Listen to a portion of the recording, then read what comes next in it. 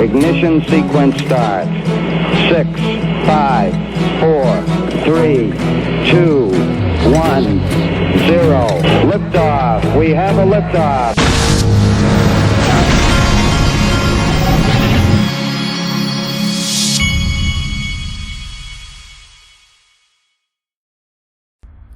Hey everybody, this is the Digital Asset Investor. Let's get it going. Dark Defender put this out. We're currently in wave B of 2. XRP will try to break 59 cents once again. Technically, we can reverse from there and retest 48 cents after this move. The third wave will target 89 cents and $1.42 rapidly. I tell you what, for me, it's very tough to log into Twitter and see this ridiculousness every day, even though I know Elon Musk is joking around. So now they're going to actually talk seriously about this. Technical markets indicators suggesting huge trading interest building in Doge, which I call dog because it's silliness. This is all silly. Now, I know that Elon Musk is illustrating one point that should make the Bitcoiners out there very uncomfortable. Dog coin, which is a joke, admittedly so, started as a joke, is more advanced than Bitcoin, and that's a fact. So when you see this, it makes it even more wacky. But this guy, it might be time to go talk to someone. And there's every indication that nation states are embracing it. Jerome Powell says it's a digital asset. Christina Lagarde says it's a digital asset. The head of the SEC taught a class on it. I think that people understand it's not a threat to the dollar, by the way. What's going to happen is the U.S. dollar is going to be the world reserve currency, and it's going to run on billions and billions of mobile devices. And the digital asset that underlies that currency is going to be Bitcoin. Wow. I will tell you. Oh, man. Sean Hannity, come on. You can do better than that. Then we got this. Now, folks, this right here, I don't remember hearing John Deaton say this before, but this is from a thread that I'm going to show you. But this right here is why one of the reasons we're all here. Ripple lawyer, maybe it's a Ripple lawyer that said that, but John Deaton did a thread on it. No secondary sale of an asset has ever been found to be a security in the United States, in U.S. history. In U.S. history, that's why XRP is a commodity. See, this is the thing that a lot of people aren't thinking about or don't talk about often enough. The only reason that this industry is at this place is because so far nobody has had the money to fight the SEC all the way to where they would get a judgment.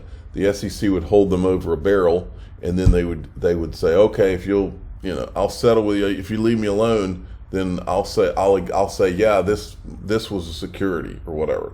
That's what they've been doing, mafia style, all along. And the Ripple case is the first time that someone has had the gunpowder to fight them all the way to a judge making a decision on that. The decision, like I keep saying it, the oranges in Howie were not securities. Digital assets in the secondary market are not securities. If you get anything other than those two, at a minimum, if you don't get those two things out of this judge, then our country has worse problems than we even think. Or worse. I won't even go there. But John Deaton in this thread, which I missed, I don't think I covered this. I wanted to show it to you. He gives you the four outcomes, imagined XRP outcomes. Best outcome, outright win for Ripple with the judge smacking the SEC for gross overreach. This is what should happen. For gross overreach and behavior in the case, Judge Netburn has commented SEC lawyers are hypocrites, lack of faithful allegiance to the law, and only care about winning the next argument. And don't forget those Hinman emails, which the judge has looked at. I think that's my understanding, is that the judge has seen what Brad Garlinghouse said would be shocking when the public knows. Second best, judge rules Ripple offered XRP as an investment contract, aka security, early in the XRP ecosystem on a few specific instances, i.e. brochure sent to 100 potential investors in 2014. But XRP itself is not a security and ongoing. This is what I think is going to happen. This is what I think. I think that the judge is going to point to certain things by Ripple or Brad Garlinghouse or Chris Larson said those sales were securities. But like I said, this is not a correct ruling. It's not following the law unless she says the XRP itself is not a security and the secondary market sales are not, because they're not. And that's just the fact, Jack. Third best outcome, judge denies both SEC and Ripple's motion for summary judgment and states that jury must decide. To me, this would be a cop-out by the judge. The jury must decide disputed facts, and we have the status quo for another year. But the judge makes clear XRP is simply software code and that secondary sales. So in that case, you get the secondary sales as well. This could happen, but that's still a positive for us. Fourth best outcome, judge grants SEC summary judgment, Ripple for both past and present sales of XRP as an investment contract, but the judge makes clear in her ruling has nothing to do with secondary sales of XRP. Ripple appeals the case and we have status quo for years. Worst case, judge grants summary judgment in favor of the SEC the way they did in Library, but also makes no comment regarding the security, the digital asset itself or secondary sales. This would be a major cop-out. If you see this right here, folks, and then John says, I would then attempt to do whatever what I did in the Library at the hearing on damages regarding secondary sales. This right here would, for me, would be the equivalent of this judge intentionally not doing what's right. I don't believe that's happening. I think we go back up to number 2. I think this is where we're going to go. So I think it's going to be my prediction is more of a win for Ripple and XRP than it is for the SEC. John Deaton was on, he did his own YouTube thing yesterday, and Gary Gensler Resign had put out a great clip about why is the summary judgment taking so long?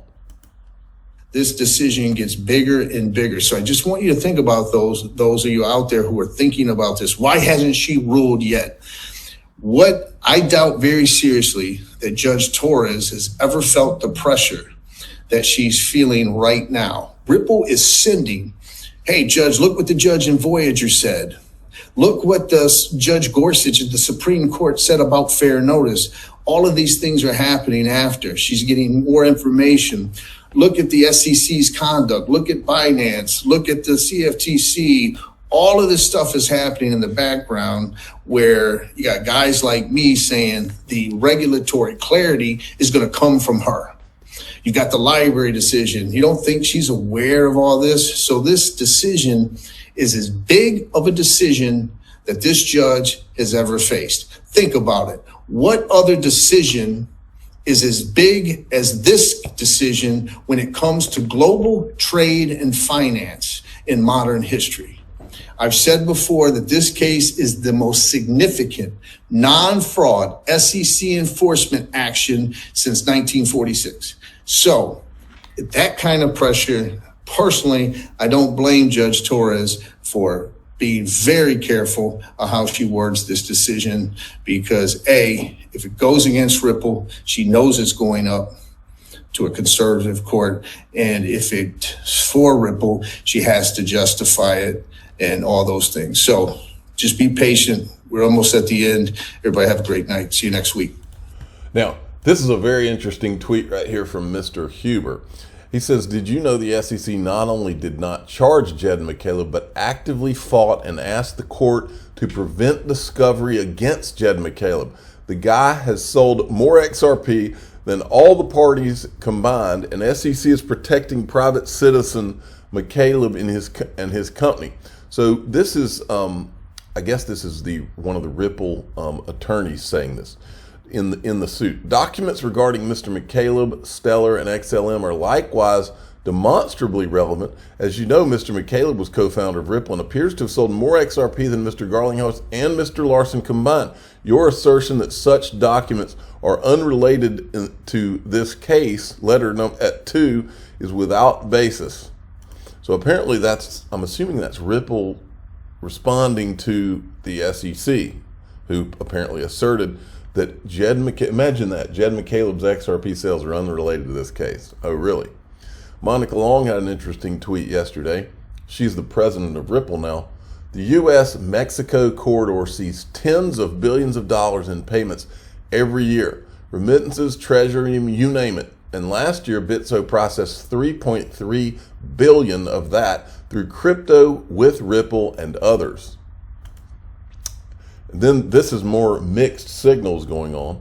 Right in the middle of this supposed crackdown, American fashion brand Ralph Lauren will begin accepting cryptocurrency payments at its newly opened store in Miami's Design District, becoming the retail's first location to do so. Now, remember yesterday Trump got arrested, and then he gave a speech last night. In the speech, listen to what he says about our currency. Our currency is crashing and will soon no longer be the world standard, which will be our greatest defeat, frankly, in 200 years. No longer the standard? That will take us away from being even a great power. Uh-oh.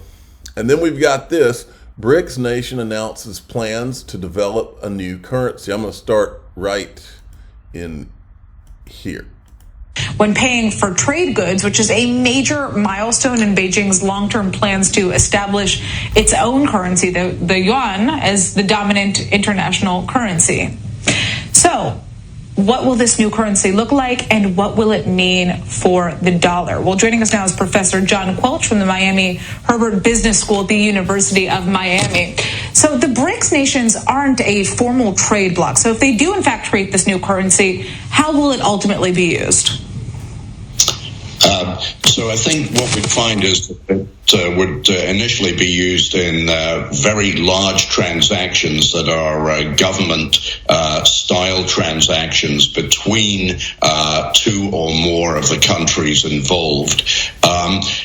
Just to give a little bit of background here, it is the case that the U.S. dollar has a role that is outsized relative to the 24% of world GDP that the U.S. commands. So the U.S.